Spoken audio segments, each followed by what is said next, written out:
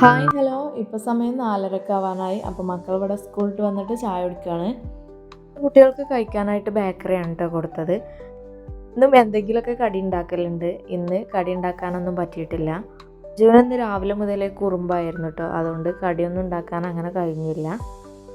ഇതാ ഇവിടെ കളിക്കുന്നുണ്ട്. അപ്പോൾ അതിനിടയ്ക്ക് ഞാൻ എൻ്റെ അലക്കിയതൊക്കെ ഒന്ന് എടുത്ത് വരട്ടെ.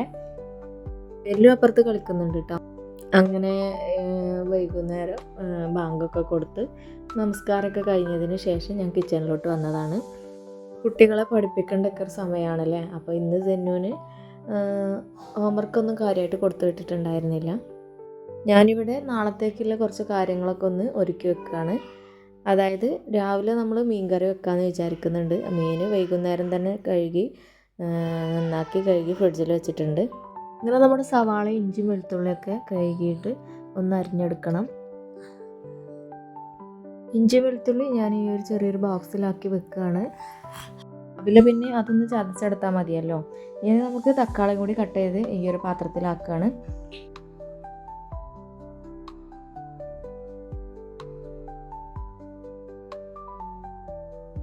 അതെല്ലാം കഴിഞ്ഞതിന് ശേഷം നമുക്ക് മുട്ടക്കറി കൂടി ഉണ്ടാക്കിയെടുക്കണം. രാവിലത്തേക്കുള്ള കറി രാത്രി തന്നെ ഉണ്ടാക്കി വെച്ചാൽ നാളെ മക്കൾക്ക് സ്കൂളും ഉണ്ട്. പോരാത്തതിന് മോൻ ഉണരുന്നതിന് മുമ്പ് രാവിലെ ഒക്കെപ്പാടെ കഴിയില്ല കേട്ടോ. അതുകൊണ്ടാണ് രാത്രി തന്നെ ഉണ്ടാക്കി വെക്കുന്നത്. ഇതിലേക്കുള്ള തക്കാളിയും ഉള്ളിയും പച്ചമുളകൊക്കെ ഒന്ന് അരിഞ്ഞെടുക്കുകയാണ്.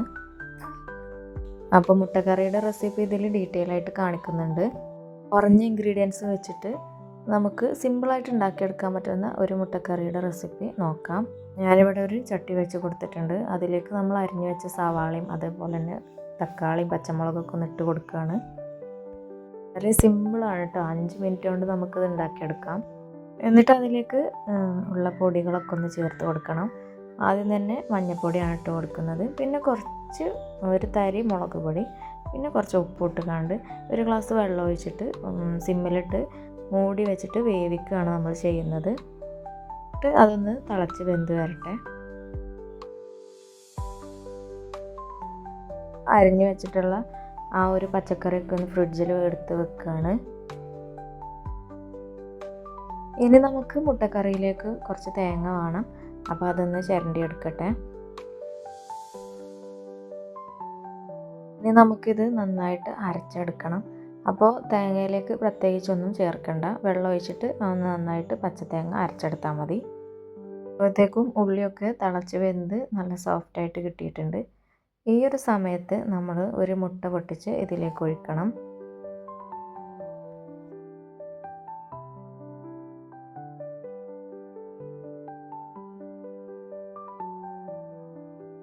എന്നിട്ട് അത് മിക്സാക്കി എടുത്തതിന് ശേഷം ജസ്റ്റ് ഒന്ന് ആ ഒരു മുട്ടയൊക്കെ ഒന്ന് തിളച്ച് വരണം.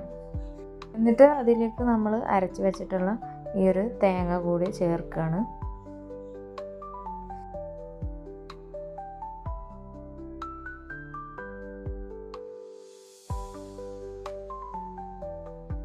തേങ്ങ അതിലേക്ക് ഒഴിച്ച് ഒന്ന് മിക്സാക്കിയതിന് ശേഷം ജസ്റ്റ് ഒന്ന് തിളച്ചതിന് ശേഷം നമുക്ക് മൂടി വെക്കാം. എന്നിട്ട് തൂമിച്ചൊഴിക്കുകയാണ് ചെയ്യുന്നത്. അപ്പോൾ അതവിടെ കിടക്കട്ടെ. ഇനി നമുക്ക് കുറച്ച് ക്ലീനിങ് പരിപാടികളൊക്കെ ഉണ്ട്. അപ്പോൾ കുറച്ച് പാത്രങ്ങളൊക്കെ ഒന്ന് കഴുകി വെക്കുകയാണ്.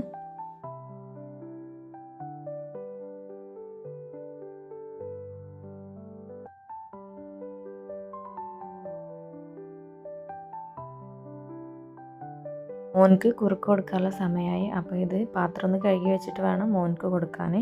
അതിൻ്റെ കൂടെ തന്നെ ഫെല്ലൂനും സെന്നൂനും കൂടി ചോറൊക്കെ കൊടുക്കണം.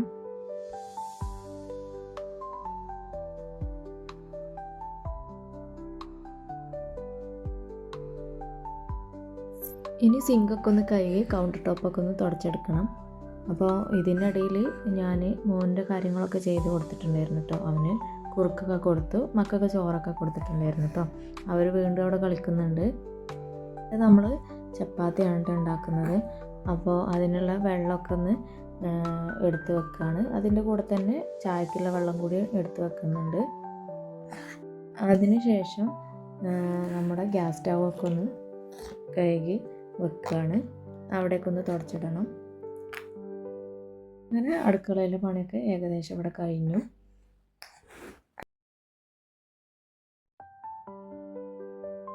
അപ്പോൾ ഇതാ നമ്മുടെ മുട്ടക്കറിയൊക്കെ അവിടെ പാല് വെച്ചിട്ടുണ്ട്. രാത്രി ഉണ്ടാക്കുന്നതൊന്നും ഞാൻ ഫ്രിഡ്ജിൽ വെക്കാറില്ല. രാവിലെ എടുത്തിട്ട് നന്നായിട്ട് തിളപ്പിച്ച് എടുത്താൽ മതി. അപ്പോൾ കറി കേടാവില്ല. പിന്നെ നമ്മുടെ ചായൻ്റെ വെള്ളവും അതേപോലെ തന്നെ ചപ്പാത്തിക്കുള്ള വെള്ളമൊക്കെ എടുത്ത് വെച്ച് അങ്ങനെ അടുക്കളയത്തെ പണികളൊക്കെ ഒന്ന് തീർത്തു. ഹോളിലേക്ക് വന്നപ്പോഴാണ് കുട്ടികൾ ഇവിടെ എല്ലാ സാധനങ്ങളും നിരത്തി വെച്ചിട്ടുണ്ട്.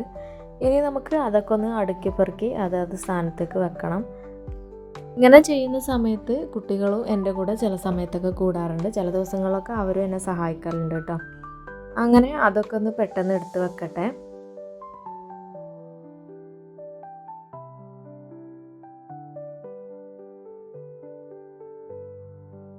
ജെന്നുവിൻ്റെ ഉപ്പാൻ്റെ കണക്കുകളൊക്കെ എഴുതി വെക്കുന്ന ലെഡ്ജറുകളാണിത്. ക്രഷറത്തെ കണക്കൊക്കെ ഇതിലാണ് കേട്ടോ എഴുതി വെക്കൽ. ഒന്ന് എടുത്ത് വെക്കട്ടെ. ഹാളിൽ നമ്മളിങ്ങനെ ഒരു കൊട്ട വെച്ചിട്ടുണ്ട് കേട്ടോ ടേബിൾമേൽ. അപ്പോൾ ടേബിളിൽ പരന്ന സാധനങ്ങളൊക്കെ അതിലേക്ക് എടുത്ത് വെക്കലാണ് പതിവ്.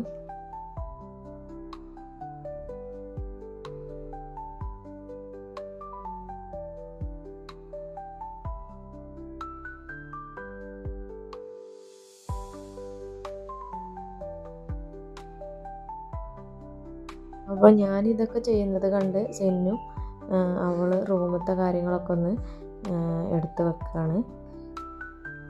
അജു അപ്പുറത്തെ കിടക്കയിൽ കിടക്കുന്നുണ്ട് കേട്ടോ ഫെല്ലുവിൻ്റെ അടുത്ത്. അങ്ങനെ നമ്മുടെ എല്ലാ ഒതുക്കലും അങ്ങനത്തെ പരിപാടികളൊക്കെ ഒന്ന് കഴിഞ്ഞു. രാത്രി തന്നെ അതൊക്കെ ഒന്ന് എടുത്ത് വെച്ചാൽ രാവിലെ നമുക്കൊന്ന് അടിച്ചു വാരി തുടച്ചിട്ടാൽ മതി. അപ്പോൾ ഇന്നത്തെ വിശേഷങ്ങൾ ഇങ്ങനെയൊക്കെയാണ്. അപ്പോൾ നമ്മുടെ വീഡിയോ നിങ്ങൾക്ക് ഇഷ്ടപ്പെടുകയാണെന്നുണ്ടെങ്കിൽ അത് കണ്ട് നിങ്ങൾക്ക് ഓക്കെ ആണെന്നുണ്ടെങ്കിൽ നമ്മുടെ ചാനലൊന്ന് സബ്സ്ക്രൈബ് ചെയ്യണം, ലൈക്ക് ചെയ്യണം, കമൻറ്റ് ചെയ്യണം. താങ്ക്